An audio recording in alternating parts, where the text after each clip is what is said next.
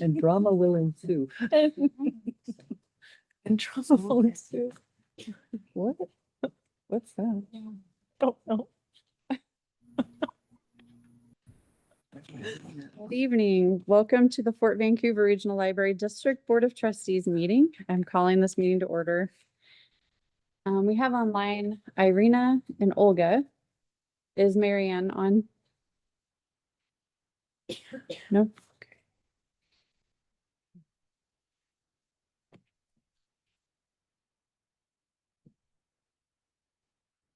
Is there a motion to approve the agenda as presented? So moved. Second. Is there any further discussion? Okay, move this to a roll call vote, please. Frank Coffey, Aye. Marianne Duncan Cole, Olga Hodges, Aye. Christy Morgan, Aye. Mary Williams, Aye. Irina Kakarina, Aye. Megan Dugan. Aye. Motion passes.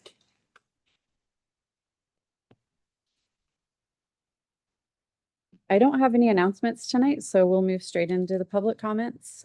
You will have 2 minutes to speak. We will take up to 1 hour to hear comments. Please no clapping or noise during or between speakers. No inappropriate language. Please be respectful of one another. And we'll have you stand up here on the red carpet and direct your comments up to the board, please. No playing of recordings or videos, and make sure that you please say your name before you begin speaking. Online commenter is Catherine.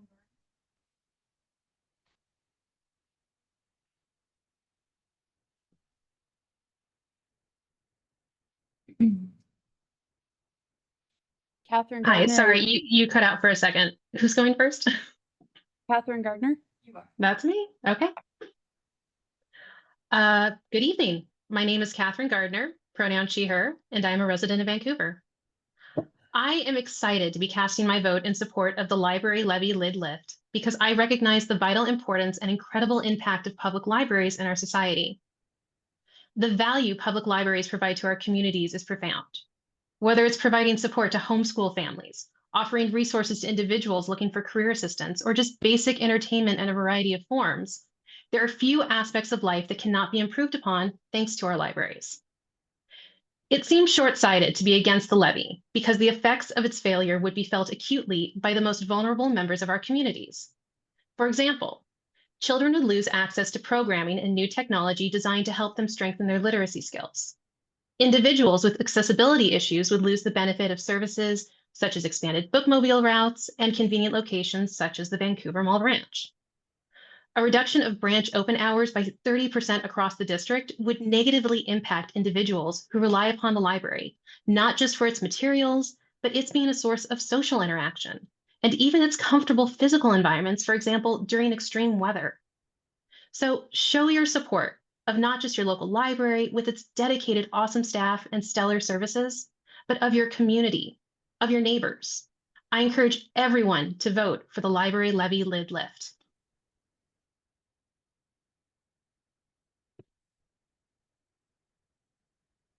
Next, we have in person, Quill Onstead.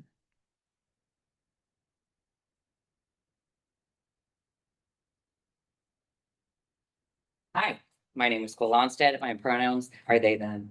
I'm here to speak in support of Drag Queen Story Hour as a genderqueer member of the library community.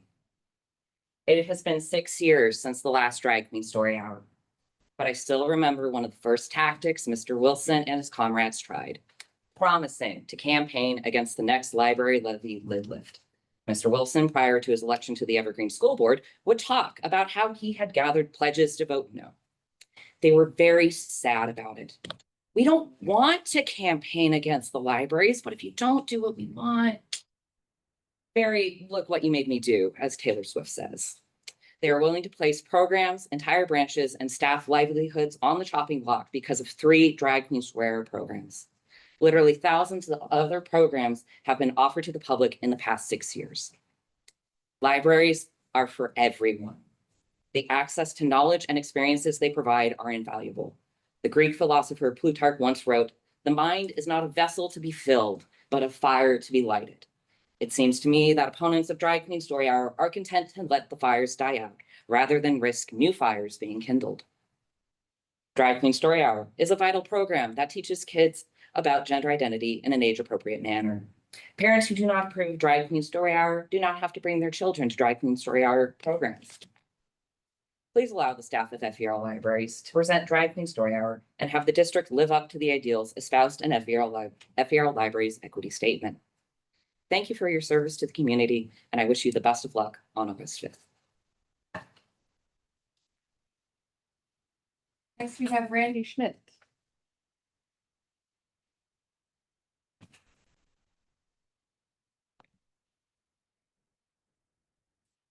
Thank you for letting me speak. So Gary Wilson will be donating a book to the library today.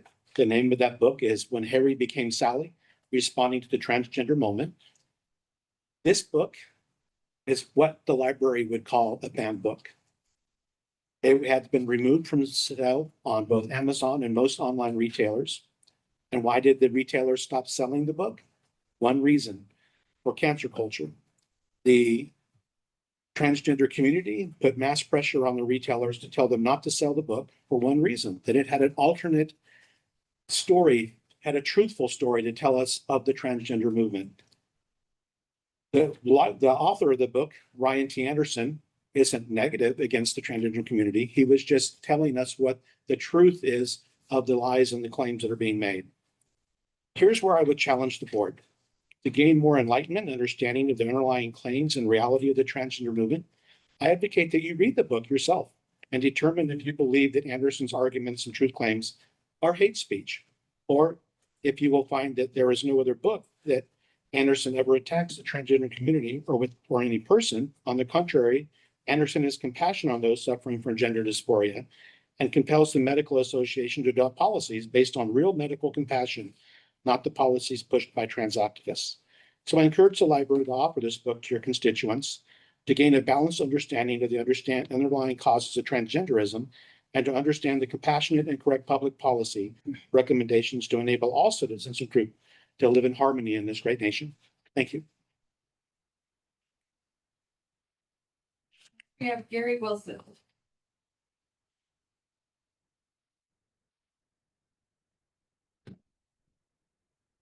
Gary Wilson.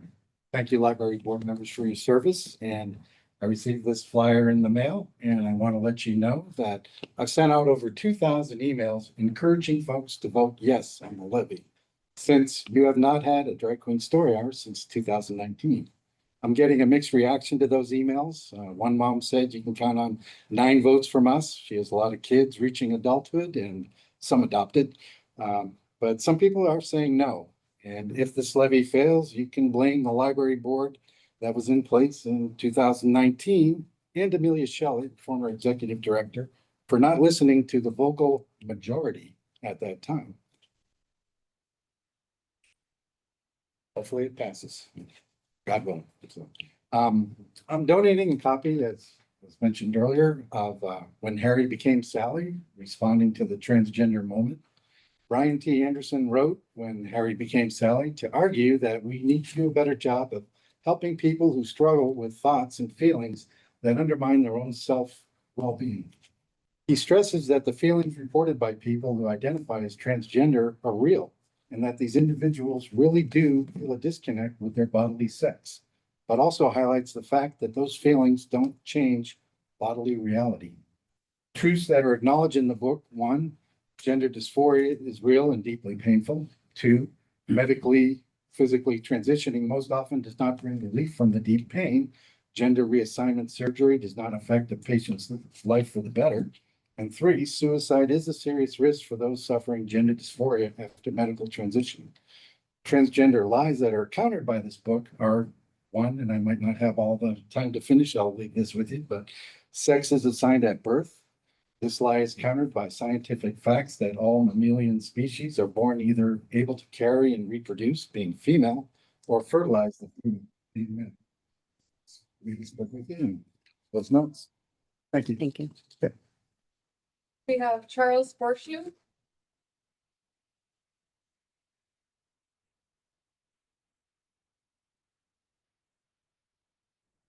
Oh, Lord, thank you for your service.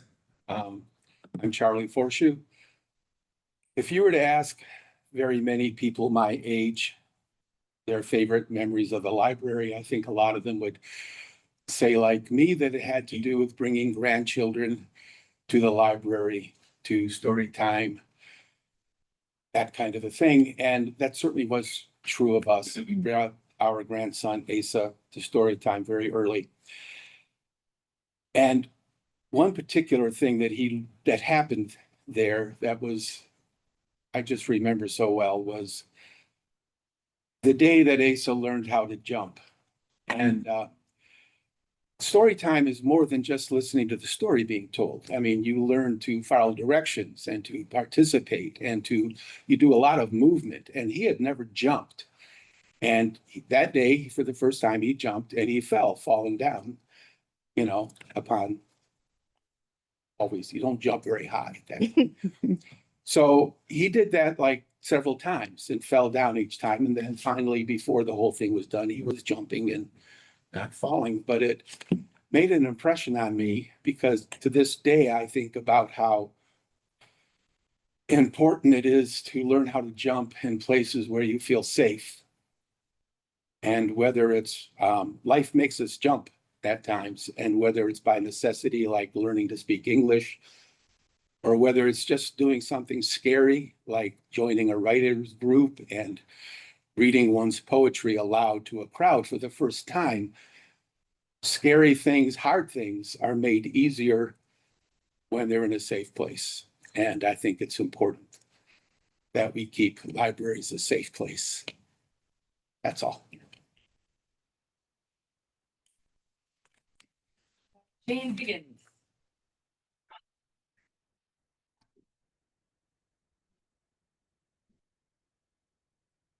This is new. My name is Jane Higgins. I'm currently president of the Friends of Battleground Community Library. And I just wanted to welcome you tonight on behalf of Friends. We've had a busy month. It started with the first of your community conversations, and we filled the room.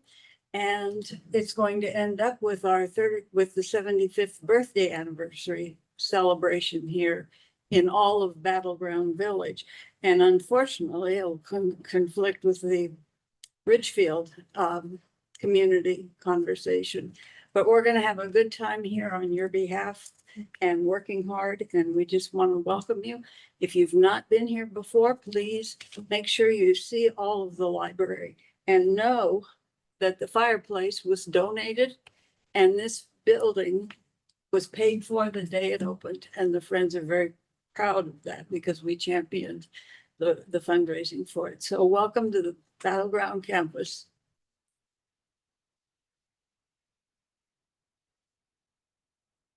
Back to online, Sue Pennington, sorry, is joined with Molly from The White Salmon Friends Friends. of the library.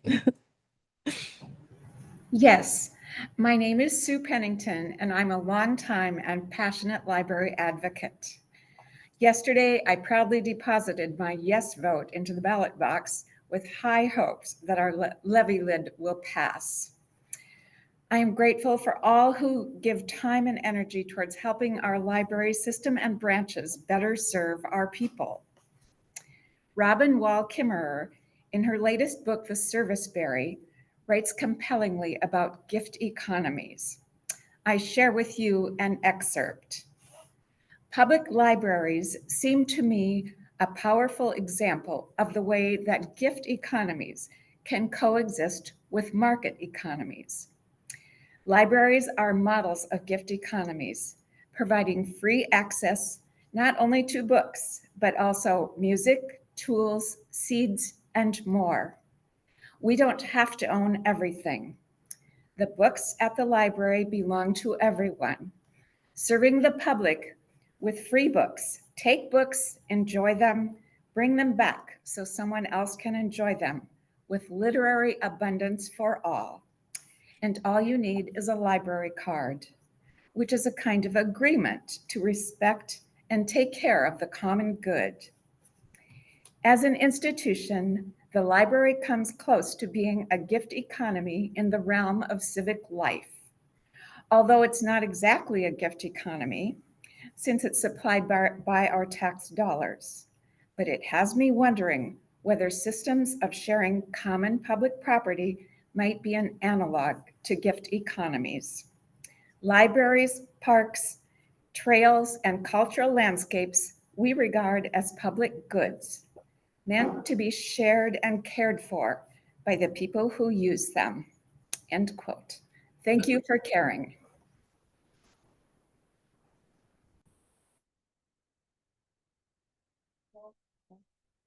Thank you all for coming out and sharing your comments. We appreciate hearing from you.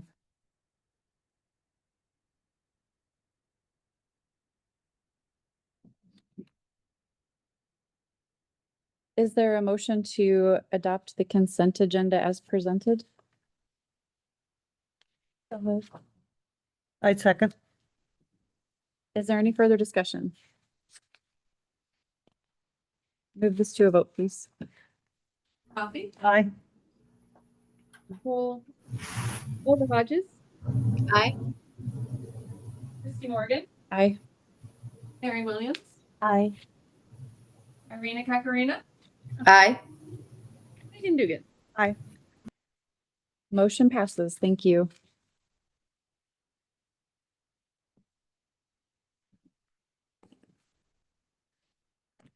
We'll move on to reports next. First up is the May financial statements with Katrina.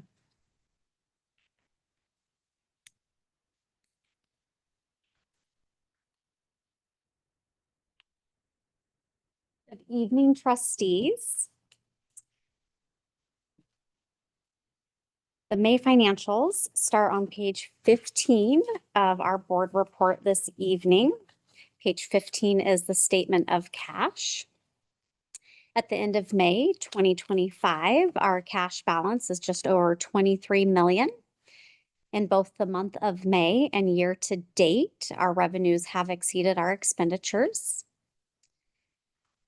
As we move down that statement of cash slightly, you'll see there where we have set aside some reserve funds for various needs, such as capital repairs and maintenance, replacement of vehicles, technology replacements and upgrades.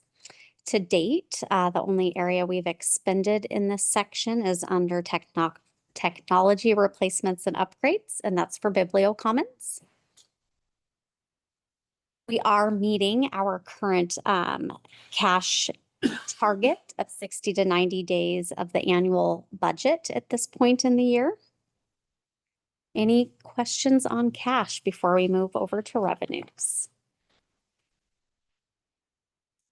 Okay, page 16 of 66. Our revenues continue to overall meet expectations. You'll see there for property taxes. Last month, we saw a huge influx for Clark County, and this month we see the big push for Skamania, Klickitat, and Cowlitz County because those counties lag a month behind. The counties collect them themselves, and then by the time it gets into the Clark County funds where we report it here is a month later. Our other taxes are coming in at about 49%, so slightly above where we would expect them to be year to date. Our intergovernmental grants and contracts are lower than where we were if we'd receive revenues equally throughout the year. We're not too concerned about this. Our Yale Valley Library District funds come in twice a year. So in June, we'll receive $75,000 or half of the contracted $150,000 amount. In addition, our Yale Valley Library capital reimbursement, you'll see that the budget here equals the budgeted amount for our Yale capital expenses. So we get reimbursed dollar for dollar, and we will be submitting for reimbursement later this year for the capital expenses for Yale. Charges for services, you'll see there that we are also trending above where we would be if we received an equal amount month over month. Most notably our non-resident borrowing fee, combination of Woodland doing a great job getting non-resident card holders, as well as the change in fee that happened earlier in the year is responsible for that.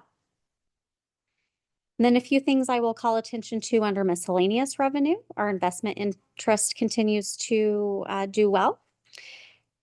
Gifts and contributions. We've received some gifts from a few places, including the Washington State Societal Colonial Dames Century and a few individuals as well. We did not budget for anything there because that's something that's hard to budget for. So it's nice when we see those monies come in.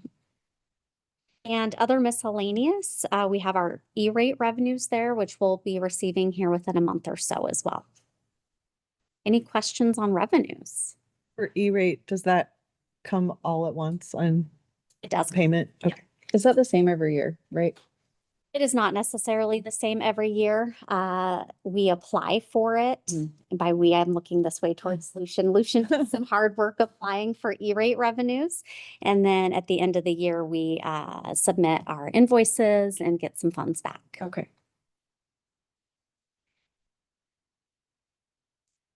There are no other questions. I'm going to move on to the next page. Page 17, our statement of expenses. Personnel is at 36%. This is slightly under the 42% year to date. This is based on, we have about 16 vacancies. In addition, as of July 1st, there were raises that took place, non-rep and WPEA raises. And so that will impact our under budget as we continue throughout the year. Supplies, you'll see that technology is above that 42% at 67. That goes back to the bibliocommons that we spoke about a little bit earlier. Under other services and charges, the two areas that I'll highlight are insurance. It shows at 0%. We have just made all of our insurance payments, and so we'll see those on this report in the next couple of months. And intergovernmental services, not only does it show 0 here, but as we've talked about a couple of times in this forum, we need to adjust that budget. This is where we budgeted to pay the counties to get us on the ballot for the levy lid lift. So we have $500,000 budgeted, and we know that's going to be over $800,000. Trina, you skipped over the book line and it's pretty underspent. Do you, I did. the, Thank you. It is underspent. We expect to get that caught up. Lynn, I'm looking at you. So, Come up to the xylophone and say who you are. Thank you, Lynn. So I just looked at the funds. Who are you? I'm Lynn Caldwell, Director for Collection and Technical Services. And we're at 41% free available funds. That includes the encumbered, things that we order. If maybe the big titles are coming out in a couple months, we want to go ahead and get them on order so that people can put holds on them, but they're not coming in to be paid for yet. So my fund balance shows I'm 41% left for the year. Okay. So it's quite a bit different than what is showing. Okay, thank you. There's always a timing impact. Yeah. Any other questions on the financial report?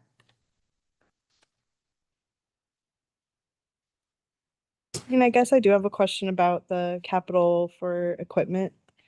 Does that include, is the $10,000 there, the vehicle replacement that was in the earlier cash Yes. balance? It seems low for replacing vehicles, and what you say about that? Yes. When we were budgeting, we were not anticipating needing to replace vehicles. We now know that we will likely have to replace a vehicle. So when we do a budget amendment, we will move money. Okay, thank you. Question. Thank you. Any other questions? All right, thank you. Now we have the FVRL organizational report with Alicia and Jennifer. Hello. It's nice to see you all. Wait, pause for a second. Yeah. I have forgotten this like last, you were supposed to remind me. I was, yeah, supposed to. Is there a motion to receive and file the May 2025 financial statements as presented? So moved. Second. Any further discussion? All right, I move this to a vote, please. Kate Coffey. Aye. And Duncan Cole. Olga Hodges. Aye. Christy Morgan. Aye. Williams. Aye. Irina Kakarina. Aye. Megan Dugan. Aye. All right, motion passes. Thank you. Okay, sorry about that. Go ahead. Oh, no worries. So as always, I'm excited to share some highlights from across the district as we're celebrating not only our 75th year, but summer reading is in full swing. So with wonderful support from a lot of our friends groups, branches have hosted lots of engaging events with treats, activities, and absolutely great community turnout. One of the biggest draws has been Reptile Man. If you've ever had the pleasure of seeing him, he's an absolute favorite. He is drawing hundreds of attendees across branches and continues to be a standout in our summer reading lineup. I think here at Battleground, they had over 400. And there were a few branches, I think, that hit over 400 for Reptile Man. So the kids love him. Cascade Park tabled at an event, a dog paw event. And they're an organization that supports several off-leash parks in Clark County. They had over 100 visitors and their dogs stopped by the FVRL table where we had a dog library, take a stick, which I thought was super fun. Then they were able to talk to all the owners to encourage them to sign up for a library card and also be able to tell them about all of the great resources that we have. Goldendale, we continue to try to grow the homeschool groups in Goldendale and using our spaces. They had several folks ask for a tour. They welcomed 12 homeschool educators along with their kids. Many were returning to the library after a long time, and they were able to explore online resources and search strategies with staff. La Center has been bustling, they said, with FVRL passport activities. So the passport activity has been so incredibly popular.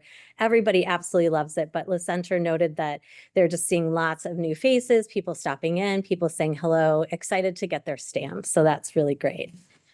Stevenson just recently celebrated the opening of the EV charging stations that we have there in the parking lot with a ribbon cutting event.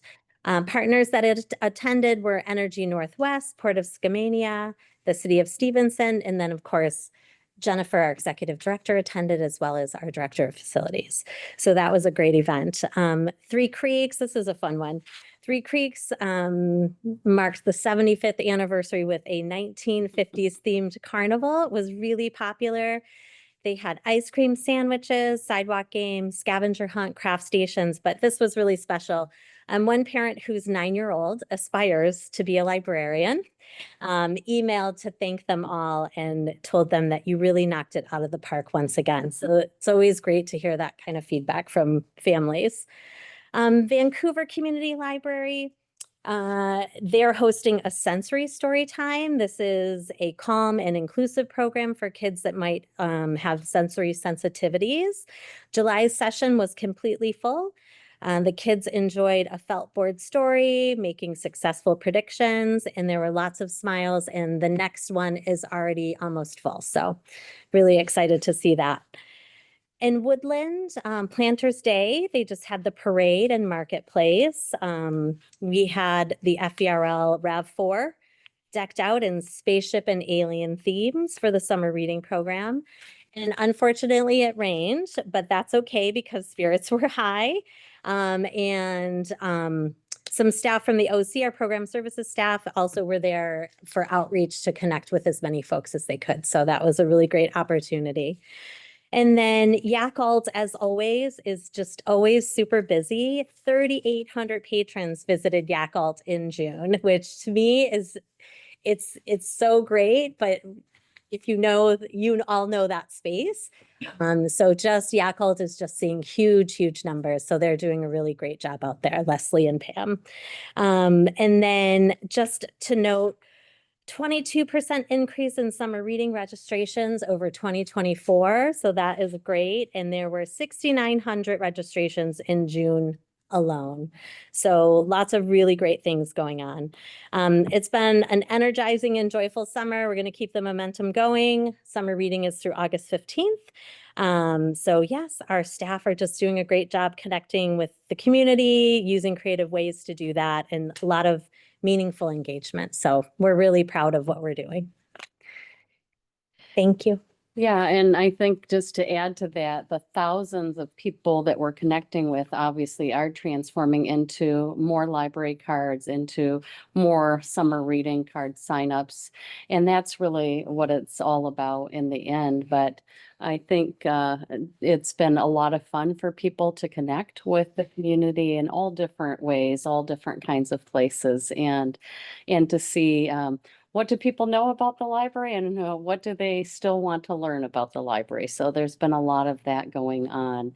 I will also mention that in your packet on page 43, just a reminder that the foundation's annual fundraiser, Author and Illustrators Dinner and Silent Auction, is hopefully on your calendars already, October 16th.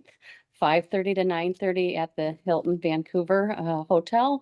Robert Dagoni is the author that is coming, and I think that everyone will enjoy hearing Robert and meeting Robert. So please, if you haven't already purchased your tickets or tables, go ahead and go to the foundation website and do that. This is the largest fundraiser of the year that supports so much of what we do. And the Friends of the Library create lots of those silent auction baskets that are so great that you can buy. But there's going to be a lot of new surprises this year. So please, if you haven't been or haven't been in a while, come back and visit. And just another note, the foundation's going through a lot of transitions as well, with Jenny being new to the district. She will begin presenting back to the board on a quarterly basis, I believe this fall. But the foundation board, which Mary is our liaison to the foundation board, is changing its meeting structure from a monthly meeting to a bi-monthly meeting.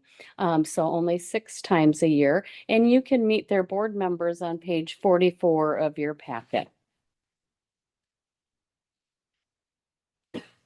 Looks like on 36, the fire recovery is. Well, thank you for asking. Done. So the fire recovery continues. We continue to work with our insurance company and our vendors. I think we have a good handle on the IT portion. Thank you, Lucian and team. But we continue to work through the best path forward for the crack replacements. Those are the air conditioning units for the server room. And we are getting some additional quotes or refining quotes and having conversations with vendors to ensure that we are comparing apples to apples and working with our insurance company to approve whatever repairs are needed. All of the remediation has been done to the room except for tearing out of the floor. And we're not going to do that until we're ready to install and take out the old equipment and install the new. So that's on hold right now. The units are running, albeit on duct tape. And so we want to continue to have the unit run until we can replacement. So we're working as quickly as possible. As you know, we had a change in our Fleet and Facilities Director. Robin Thompson couldn't be here this evening, but he is on board. I think this is week 3. And he is working quickly with vendors to establish the best way forward. We have received an insurance reimbursement check already on some assumed expenses, but that's what we continue to work on. So I believe it was in the neighborhood of just under $140,000 that we've received from the insurance company thus far. So I will definitely give you a full report as things move forward and where we're going to land, but there's a lot still up in the air. Okay, thank you. Thank you. Are there other questions? Good. Thank you.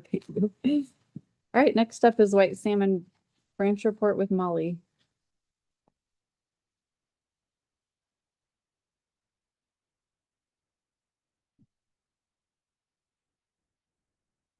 So this is Molly's first meeting as the branch manager of the White Salmon Valley Community Library, and she was so looking forward to having us all there today. And obviously, we don't normally have the branch managers virtual for their presentation, but obviously this is a first. So Molly? Thank you. Yeah, I'm really disappointed because I had some things I wanted to show you all physically in person. Like, I'm not sitting in a clothing store. This is our fiber arts exhibit behind me. So there's some really beautiful shawls. So that's one reason why I'm disappointed, but I won't get to see all of your lovely faces in person. But we will go through the slides. So I've been at White Salmon for 5 months, and I want to thank you for giving me this opportunity to talk about the White Salmon branch and talk about all the great work we've been doing this past year. So move on to the next slide. So a little bit of history. White Salmon Valley through the years. It was founded by the White Salmon Women's Club in 1929. They voted to join FVRL district in 1982. And then in 1995, Bingen, which is just down the hill from us, voted to join as well. And that's why we are the White Salmon Valley Community Library, because we are more than just the little town. We opened in our new space, new 2000 space in a former bowling alley and retail space. So if you ever come to visit the library, that's why it's sort of rectangular shaped. And you can kind of picture the bowling balls going down the aisles. It was remodeled in 2016 with new carpeting and things like a new teen area. It's a really nice, cozy looking library, and it's well loved by the community. Next slide.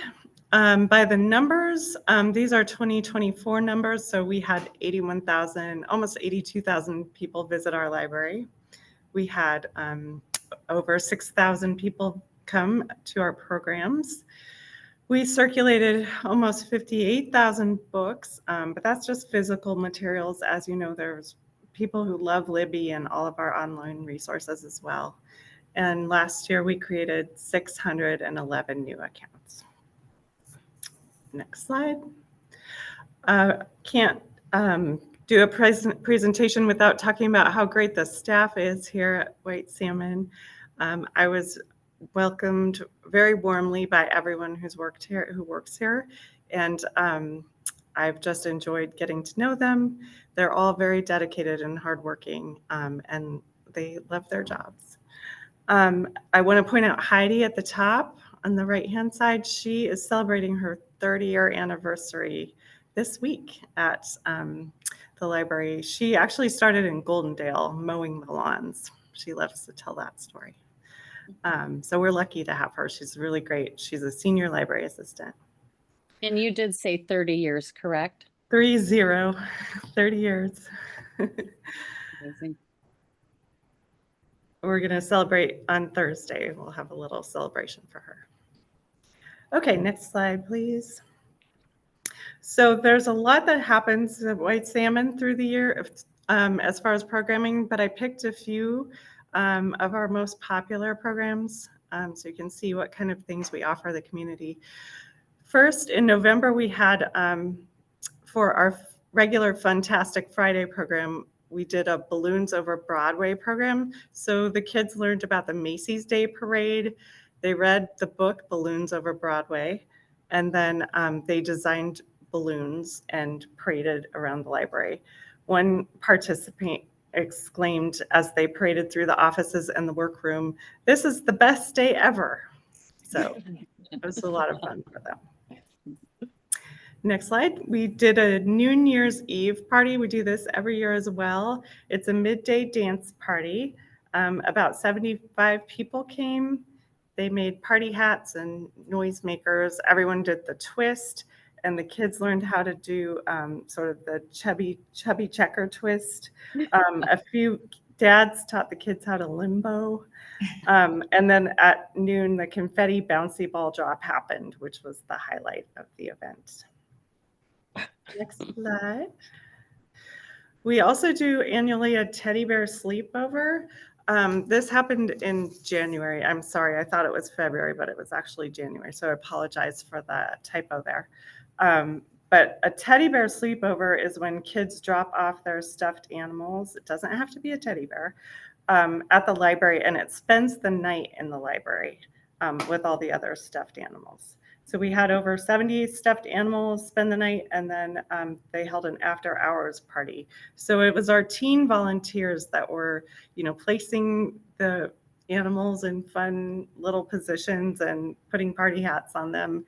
And our teen volunteers had a lot of fun taking pictures and recording the event. And then the next evening, all the kids who dropped off their stuffed animals and their families came, and you could see Heidi there's doing a story time. And then they got to watch a slideshow of what their stuffed animals were doing at the party when they were asleep. All right. So this is when I started in March, I just jumped right in to the Women's Artists of the Gorge event that happened on March 6th. It was like 3 days after I started. So this is a really great event. It highlights women artists of the Gorge, not just from White Salmon, but from all over.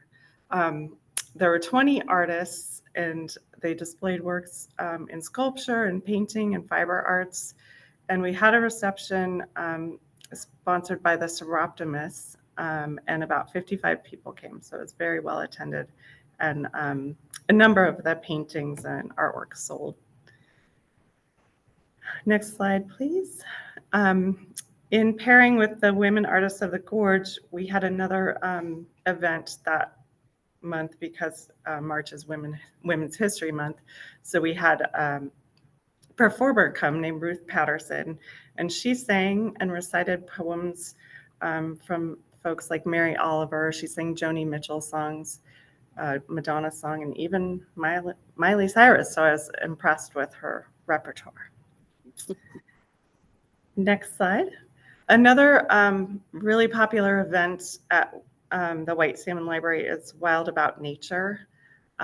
We partner with an artist and creator named Joy Markgraf. So she put together a beautiful art exhibit with paintings of animals, and they were all in this cherry bark. As you can see, there's a skunk, and then there's a little mouse or something in the white flowers there.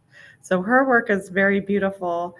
She's multi-talented. She's also a rancher, and she drew a picture of a Native American woman weaving baskets that's on display prominently in our library. So we're very happy to have a partnership with her because she is so creative and dedicated to the library and also to the nature around our community. So for Wild About Nature, we had an opening event for the artist, but then we also had 4 other nature events throughout the month. And each month or each week we had 2 different speakers. So the first week I put up here because it was the most popular one. We had actual falcons in the Grange Hall, and they didn't fly around or anything because they have these hoods on, as you can see in the picture. They're just sitting very still and waiting for their instruction. And underneath that picture of the falcon is a big basket of hoods. And I just thought that was a really cool looking picture. So we also learned about beneficial fire, lichens, the ethnobotany of camas places, beavers, and the natural history of Madagascar. So it's a very interesting month for nature. And then we had attendees. I forgot to mention for the falcon event, we had attendees able to wear the leather glove and have the falcon land on their hand. So that was pretty exciting. Okay, we'll go on to summer reading. I know Alicia mentioned that all of the district is participating in and offering up summer reading programs. I just wanted to highlight a couple from White Salmon. So we had our Science Heroes event kicked off the summer reading program. We had 40 very enthusiastic kids and their parents or caregivers attending. They participated in a cool science experiment around evaporation, and then they learned about aerodynamics. So the person leading the program was very enthusiastic. And as you can see, he got lots of kids to want to volunteer and participate in these science experiments. And then we did a teen night on June 20th to sort of kick off summer reading for the older kids. We had henna designs from a woman who calls herself Roving Horse Henna. And then they also decorated rubber duckies. So that was well attended. There were about 30 kids that came to that event. And there was ice cream and snacks as well. Unfortunately, since you're not here in the branch, you can't see our Stellar Readers wall. When I took that picture, that was right at the beginning of summer reading. So there are many, many more stars on that wall. So it's great to see all the participation. What does the star represent? Oh, sorry, it represents every 10 days the kids get a star. So that was for 10 days of reading. Okay, next slide. Yeah. So the best thing about working in libraries is when you get a surprise thank you or a great comment from a patron about how much they love your library. And this was a surprise to all of us on staff because a group called Girls on the Run surprised us at the end of May. They just stopped by and dropped off these thank you cards that they had made for the library. And Girls on the Run, I didn't know what their organization was all about, but they inspire girls to be joyful, healthy, and confident. And it's based around running, but it also teaches them healthy life skills as well. So again, I was hoping to show you these cards in person and pass them around because they're very colorful and fun to look at. But you know, this slide does a good job of illustrating how colorful they are. All right, next slide. And last but not least, I want to talk about our Friends of the Library group. I have a lovely, dedicated group of friends who do a lot for this branch. They do a lot with book sales at our bookstore, but this summer they've been doing a lot of sidewalk sales, and Lynn, who runs the bookstore, will grab together a collection of, say, nature books or wildflower books and put them out on a table outside. And that generates a lot of interest and revenue. The Friends of the Library also help us plan our Community Reads event, which is in October. So there is a subcommittee of the Friends of the Library, and they, along with me, choose a book for the whole community to read in October, and we hold programs around it. So this year we've chosen a book called Accordion Eulogies by a Mexican-American author named Noah Alvarez. And he's fairly local. He lives in the Seattle area, and he'll be attending our first event in October. So I'm really excited that he's going to be an author that will visit and talk about his book. The Friends also support the Nature Lovers book group that meets here monthly. This is a really popular book group. This past year, we've read books like Finding the Mother Tree and The Light Eaters. One woman who comes every month compares this book group to attending a college class because the participants who come and who have read the book have most of them have a background in either life sciences or forestry. So not only are they just reading the book and wanting to talk about it, but they bring their own like lived experience or work life, the knowledge that they've gained in their careers to the group. So it's a really fascinating book group. And then last thing I want to mention about Friends of the Library is that they organize the annual ice cream social, and that will be held on Thursday, August 14th, which is coming up. And it's paired with the 75th anniversary celebration. It will be in Reingarten Park here in White Salmon, and I hope you can all attend. It's from 3 to 5 in the afternoon. And that's all I have. Thank you so much for listening. Let me know if you have any questions. Thank you. That was great. Does anyone have any questions?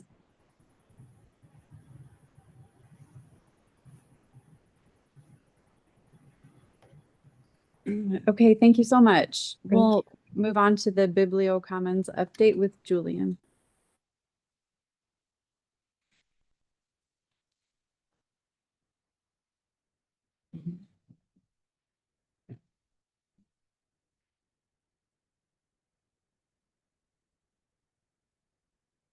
All right, hello, and I'm excited to talk to you about Biblio Commons, the thing that we keep hearing Katrina mention and the financial report. I'm excited to talk about the visuals and the many components that will bring this robust experience together. So Miranda is my clicker. Oh, I have a clicker. Fantastic. Good, because I was going to ask you to keep up and I was going to be quick. So let's move. We can. Yep. All right. So our current website, just to refresh, when we think about my report ages ago at this point, I was talking about the current website, and we knew that it could do more. It's doing what it needs to, but there's a lot that can be advanced about it. Today, our patrons have expectations, and we want to meet those. So more people are accessing the library by their phone. Internet connection is always tricky. People want clear, inclusive tools that are no longer a nice to have, they're expected.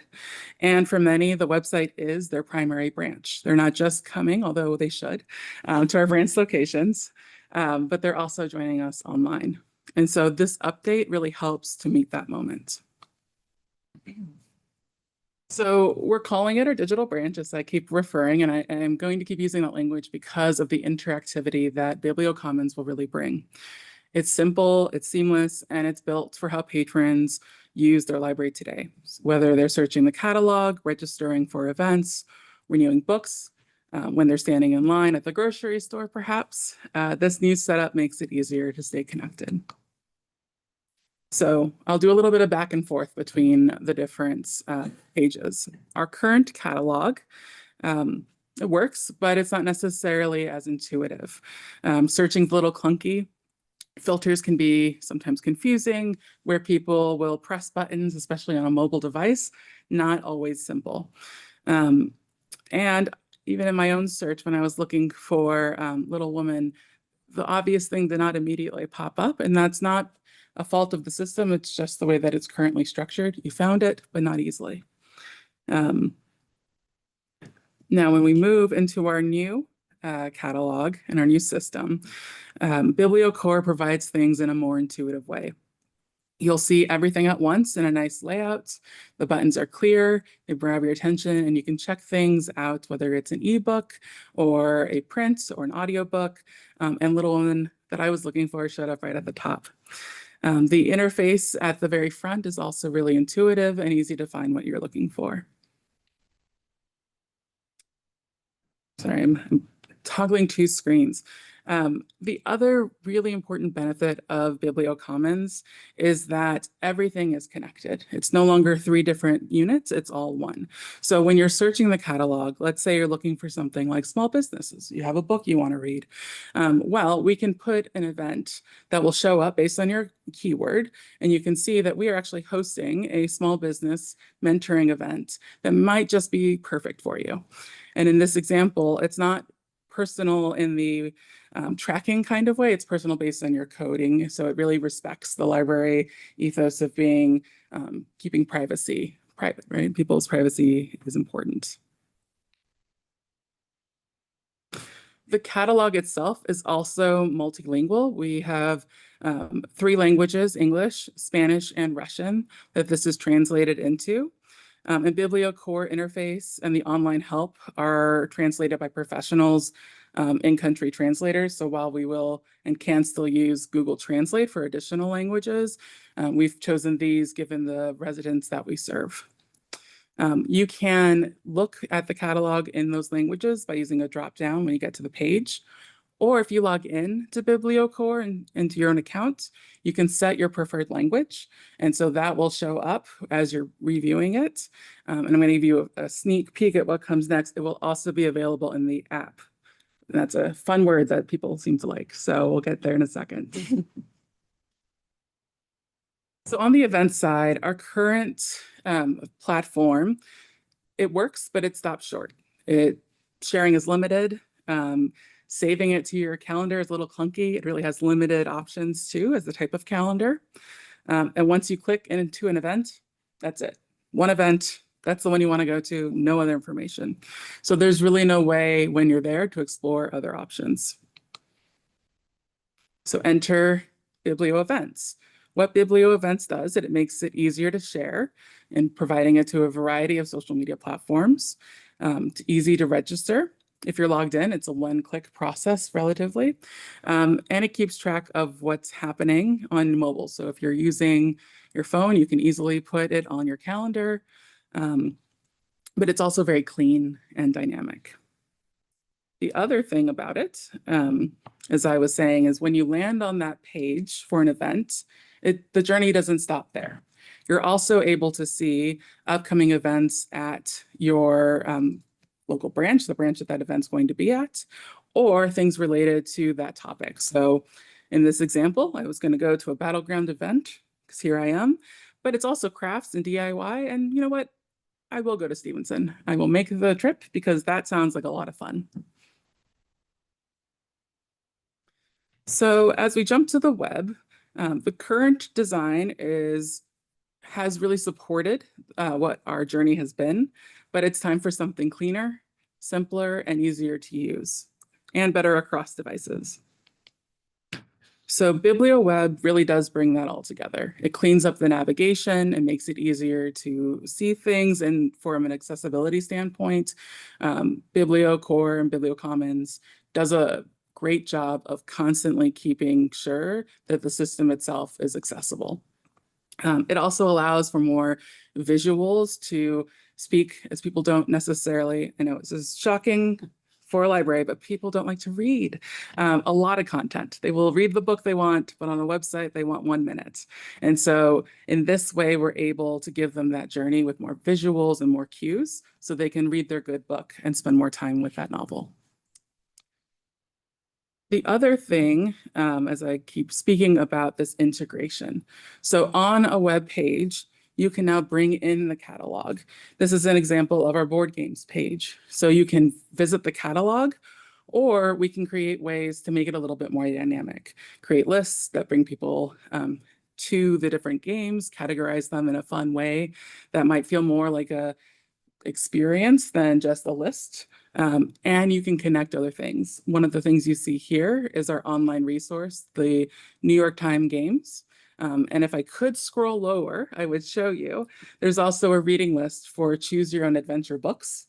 And then even lower than that is an events tab to show all of the gaming activities that are going on around the library. So in one page, you now bring all components to that experience, and people can either click and check out a game, explore a book, or find out that there are all these great online resources just waiting for them. Or they can do it all, right? Or they can do it all. Right. For this board game part, is there a place where you could just go? I've wanted to just browse our catalog before and see what we have, and it's kind of hard to just scroll a list. So can you do that? It looks like there's pictures of the games and everything. Yeah, so in this version, I've made like custom groupings. So I have 2-player games or New York Times best games on Wirecutter, right? Or something that can call attention.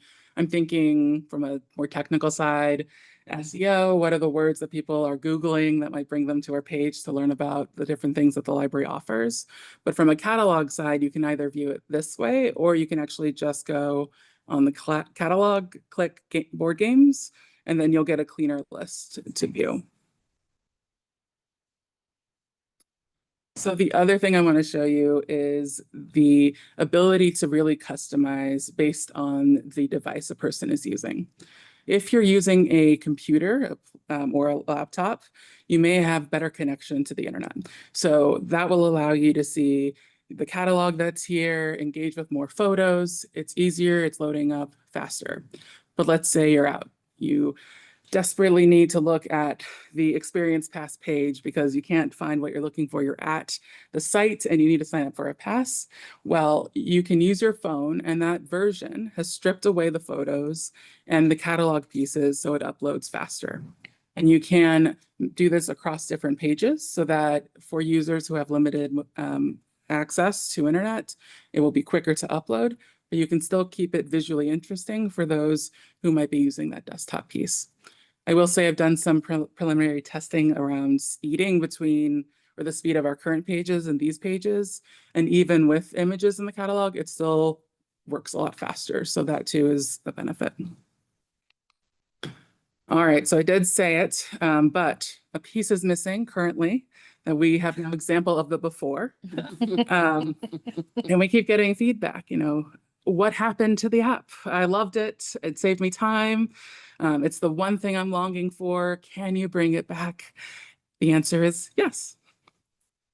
More emphatically, yes, we can bring it back. So our new app will give patrons the convenience they've been asking for. And one of the first things I'll mention is that, as I said, when you set the language in your accounts, the language on the app also shows up. So if you are a Russian speaker or Spanish speaker, if that's your preferred language, the app itself will respond to that.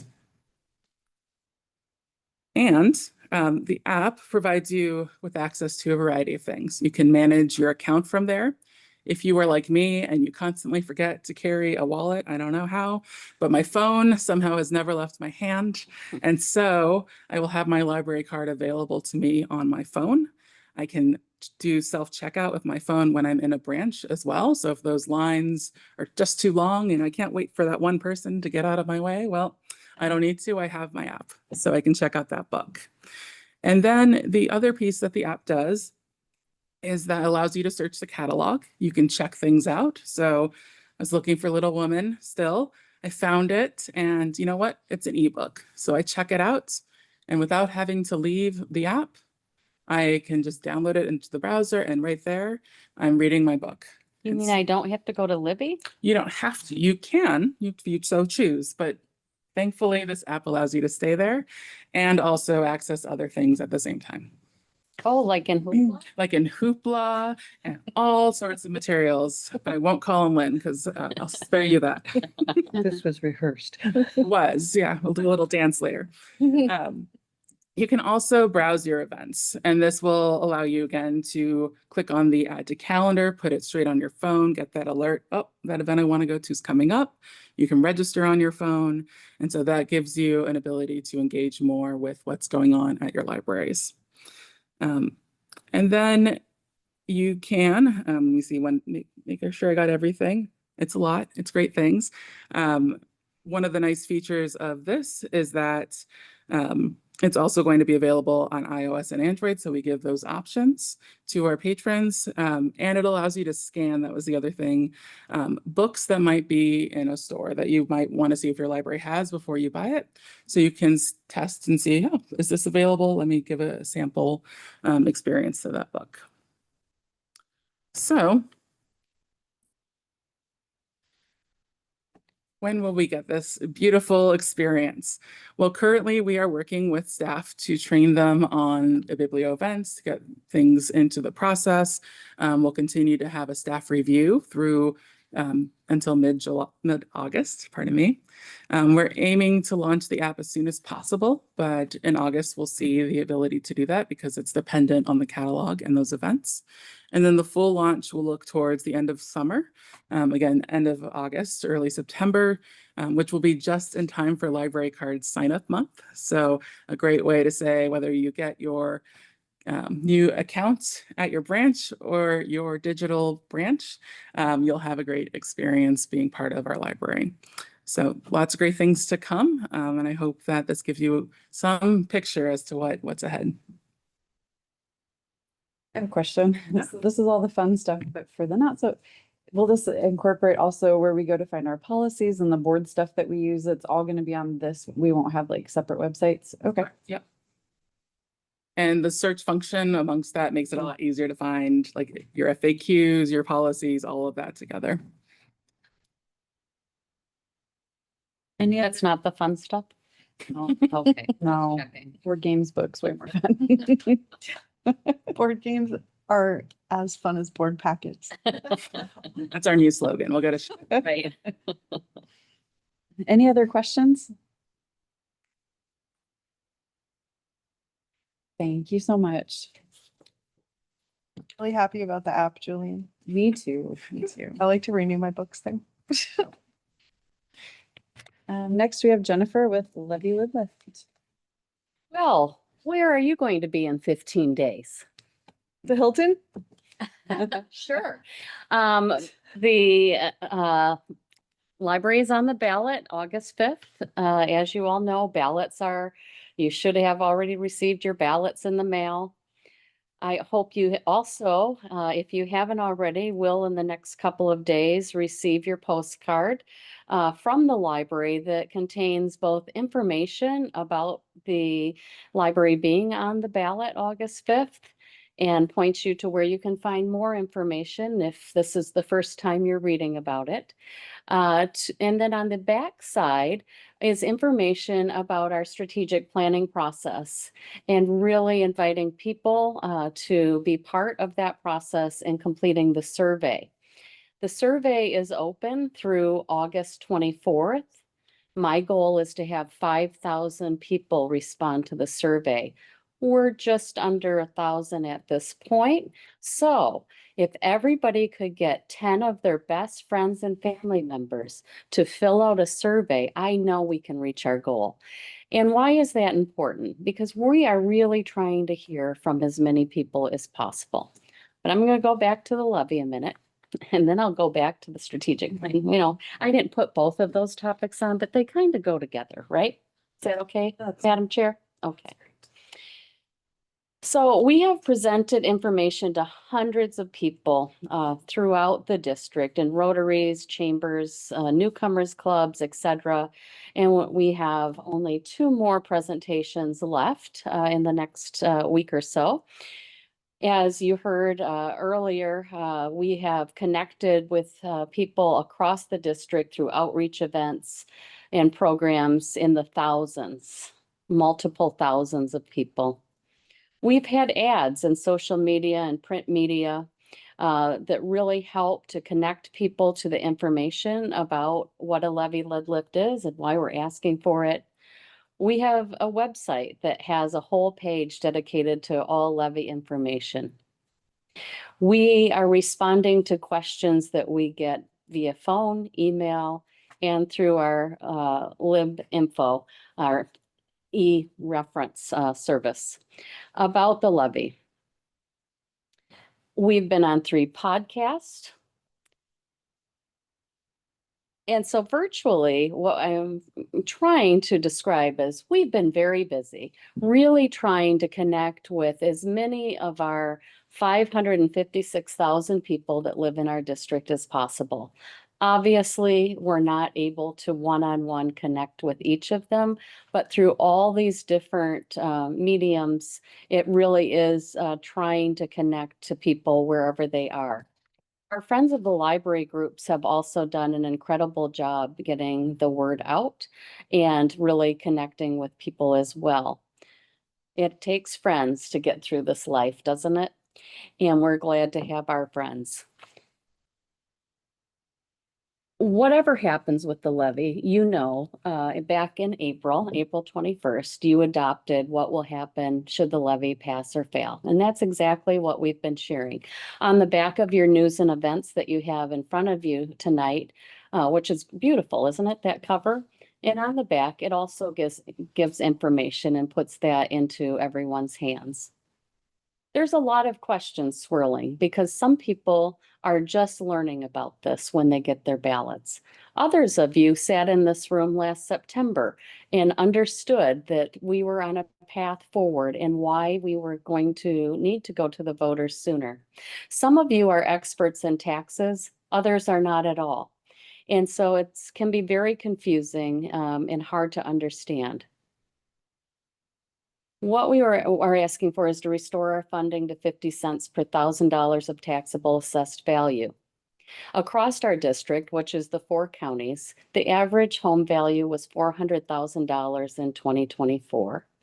And as you know, with going to the 50 cents per thousand, that is calculates to every average home value paying $200 a year for the library or $16.67 a month.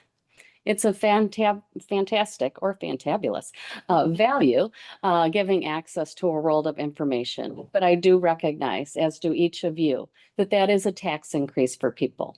The $200 is the total amount, what people are paying now as an average home value to what they will be paying in the future should the levy pass. It really is up to the voters of what kind of library they want for Southwest Washington, and we will all respect that and move forward with what those results are. I think another thing people are learning is that the library had to pay to be on the ballot. It doesn't matter if that ballot was August or November or the spring. There is some amount of money that has to be paid to be on any election. And while it's easy to sit here today and say, wow, if we would have known it was going to be $833,000 to be on the ballot, would we have made a different decision or a different date? The problem is we didn't know that. We were told that the estimate was 500,000. What I can tell you is whether it's 500,000 or 833,000, there's very serious matters at stake for our library system. And whether it passes this time or we have to go back to the voters and pay again, whatever that amount will be, we will have to continue to go back to the voters, or we will be in a position where we will continue to contract services. And at some point, and I think as we calculated by 2029, having to reduce another 25% in services, at that point, we'd be over 50% a loss in revenue and therefore loss in those services. That would be definitely a diminishing system. We have vibrant communities. We have communities growing. Obviously, tonight we think about the people in the gorge that are protecting their lives from a fire, and certainly our thoughts are with them. But as we go around our vast 4,200 square miles of district, and I have crisscrossed it in every direction, there are so many great stories of the connections to libraries, how libraries change lives in very small ways and very large ways. And I am convinced that this community, and when I say this community, I mean our entire district, loves its libraries and wants to ensure that the library is there. We have had people coming to make sure that their voice was heard. And even those that may not use the library every day, I have heard from that said, I may not use the library every day anymore, but I used to. And I can't tell you how important this library is to this community. And that happens across the board. Of course, there is the other side of it, and that is the tax fatigue. We are well aware of that. We all are individuals and communities too, and we understand those challenges. Being that our total tax that we collect is between 3 and 5% of the total tax bills in each of the counties, it's a very small slice of the pie. And for a very small amount of money, every member of our community has a service that is for them. The library is where the individual becomes community. And I hope that we all continue to experience community together. Any questions? How many more meetings are there again? So let's move to that. Thank you. The community conversations. Yes, so there is a meeting tomorrow night at the Vancouver Library at 5 p.m., 5 to 7. Stevenson on Monday, July 28th from 4 to 6 p.m. The virtual meeting is on Wednesday, July 30th from 12 to 1:30 p.m. And the Ridgefield Library on Wednesday, July 30th from 5 to 7 p.m. So those are the in-person community conversations.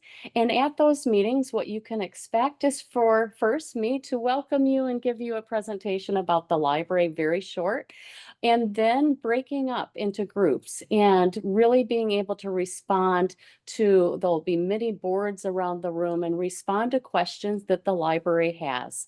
And meet your neighbors and your friends and be able to discuss what you think about the library and what you'd like to see. All of that information from all of these community conversations, in addition to all of the survey data, will be then brought together and summarized in order to really start to build our next strategic plan. At the August board meeting in Goldendale next month, you will have an update from the consultants working on the strategic planning process to begin to hear what are they hearing, what kind of things are they seeing, and for you to be able to ask questions. Of course, we have 3 board members on the advisory committee for the strategic plan: Mary Williams, Marie Coffey, and Olga Hodges. They will continue meeting in their committees to really help to formulate that plan, which will then come back to you in December for review and adoption. So if you can't come in person, you can't attend any of the regular ones virtually, just the one on the 30th, right? Just the one on the 30th, Okay. yeah. For the virtual, but you can come to all of them if you'd like. There's not, you can come to all, you can come to one, and you can come to all of them and fill out a survey. And if you filled out the survey and you thought of something new, fill it out again. There's no limit on how many surveys you can fill out or how many community conversations you can come to. What we'd just like you to do is register for the community conversations, which you can do on our website. And I don't think we have it up right now, but if you go to the main page of the website, right on the left-hand side, just below the top part, is a link to all of the strategic planning process. And if you go to that page, it will take you to where to register for the community conversations. But you forgot to register. Can you still come? Yes, you can. The importance is, again, getting as many people's voices heard in really being able to provide what's next for the library. How do people want us to serve them, and what is important to them in our services and hours that we offer? That will include information about our facilities and what's needed in our facilities master plan over the next 10 years as well. Any other questions? You have been a very busy lady, and these are being well attended, don't you? I don't think they're well attended until everybody comes in and we have to turn people away because there's no room. So while, yes, there's been okay attendance, I would say that I would love to see more people coming than what we've seen.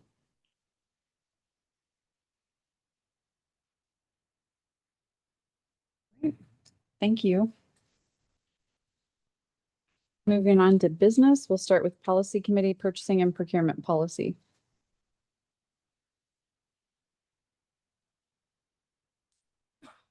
Heard you say policies for the fun stuff. For the fun stuff.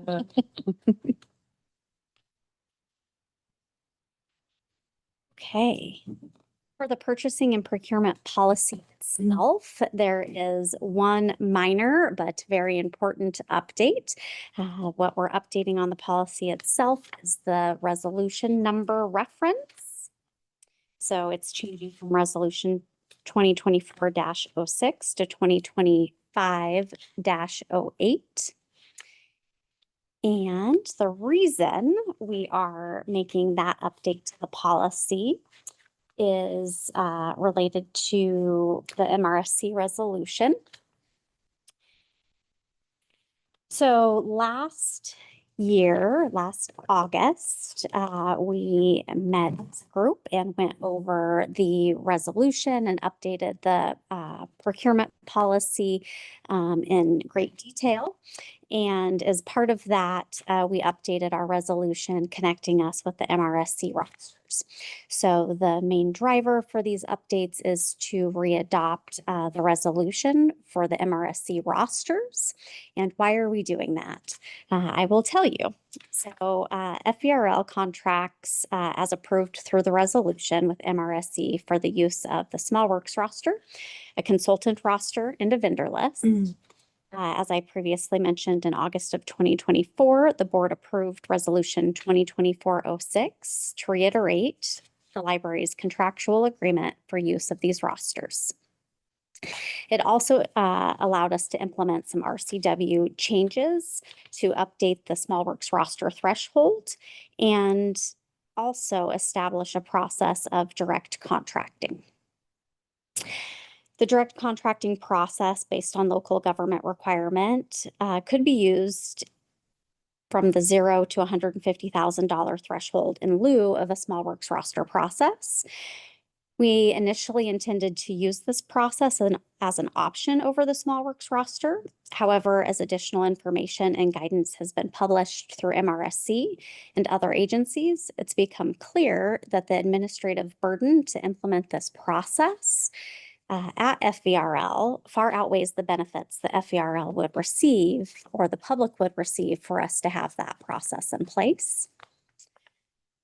Because FVRL does not have procurement thresholds outlined by law, we're required to outline our thresholds through our board-approved policies, and our policy does not require direct contracting for any of our procurement types, regardless of the threshold. These resolution updates don't alter our policy and will reinforce our current position that FVRL does not intend to use the direct contracting process today or in the near future. So in practical terms, on the policy piece, which is your first reading, it's on page 53 of your packet. The policy just changes at the bottom of page 53, the actual resolution number. And yet we have under the next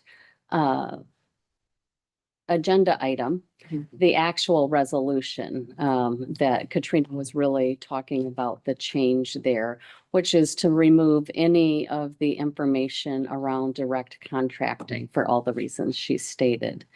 And so that's the meat of the changes, actually the MRSC rosters on the next agenda item. If you're ready to move there, Madam Chair. Are there questions? Oh, no, you're fine. I just, well, go ahead. Maybe I'll answer it in the next part. Do you have anything else? I don't to have add? anything else. So essentially, again, this is the first reading of the changes recommended to the MRSC rosters resolution. And you'll see all of the items that have been crossed out. There was also some grammatical cleanup, which is fine, but the blue strikeouts are really just taking out wording that was put in last year when we adopted the rosters and cleaning it up because we don't anticipate ever using the direct contracting at FVRL as stated. So I'm assuming everyone already read this before they came in, but this won't handicap us in the future from using anything, like taking this out won't cause any trouble later on, right? You don't want to leave it in just in case. No? Okay. No, having it in there is going to require us to do some administrative efforts, whether we use it or not, which are really burdensome, especially since the option doesn't provide value to the organization. Okay. It also provides reducing confusion of the staff that have to use these rosters all the time to take out language that really isn't necessary for us. Okay. If you have more questions, no worries. Ask them anytime between now and at next month's meeting, when we will ask you to adopt the changes to both the purchasing and procurement policy and the MRSC rosters resolution. Looks good. Thank you for updating the It was really fun too, Katrina. editing complained about. So that was combined, the whole business section, right? Yes. Okay, are there any questions from anyone about 7.1 or 7.2? Okay, well, thank you. Does the board have any comments? I give my monthly thank you to the foundation. I've been watching Jenny Wilkerson get really comfortable in her role. I love the developments in the relationship between the foundation and the library and the board. Very excited for the authors and illustrators dinner. I'll encourage everybody to get a ticket and go. I think what they do over there is really amazing, and being able to go to their meetings, you realize how much of a larger community effort it is to do all the things that we do for the library. And then I'm also, because I'm not doing enough, I'm also on the strategic planning committee along with Marie. And those meetings have been fascinating. Point North, the consultants are so impressive. I highly, highly encourage everyone to come to a community conversation. I think they're asking great questions, and it's going to help us do better things for the library. And then just thank you to Molly at White Salmon, because we can't be there. And if you're still on, Molly, you did awesome on Zoom. Thank you. Yeah, thank you for being so quick to switch everything. I know I don't even know what all you guys have to do to prepare for this, but to switch at the last minute. And I hope everyone out there stays safe. Hey, I wanted to thank everybody who's been putting in mileage, literally, and quite a bit of time educating the public and patrons and everybody in between about the levy. We just had the Friends of the Library do a booth at Goldendale Community Days, and we saw quite a bit of activity there. So a lot of countywide and across counties activity. And Jen, I know especially, is sometimes doing things day after day consecutively. So this time next month, we will hopefully have some good news. And Molly, I'm sorry we couldn't meet in White Salmon. I'm glad you guys are safe though, and looking forward to having everybody in Goldendale next month.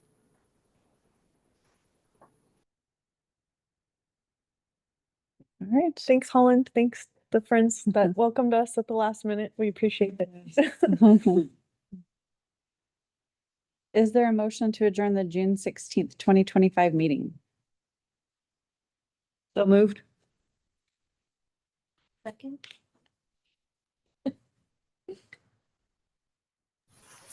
Forgot to say that the next regular meeting is Monday, August 18th, 6 p.m. at Goldendale Community Library and on Zoom. Are there any objections to adjourning the meeting? Hearing none, this meeting's adjourned. Thank you all.